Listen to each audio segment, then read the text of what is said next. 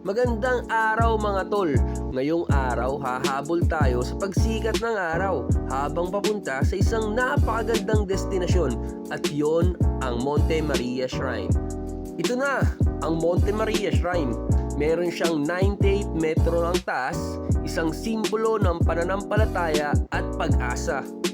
At narito tayo sa Monte Maria Shrine, isang napakalaking estatwa ni Maria, ina ng laging saklolo, na matatagpuan dito sa Batangas. Ang daming tao dito, iba't ibang bisita at deboto, kanya-kanyang dasal, kwentuhan at syempre picture taking. Kahit maingay, ang view dito ay tahimik na ganda. Sobrang lawak ng tanawin mula sa taas. Ito na ang sikat na mirror glass walk, astigang refleksyon, para naglalakad ka sa ulap. Siyempre, hindi pwedeng walang picture dito. Isa sa mga the best spots sa Monte Maria Shrine.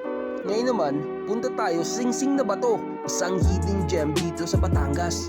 Sobrang solid ng trip na to. Ang daming magagandang lugar na dapat mong bisitahin. Hanggang sa susunod na ride, mga tol, paalam!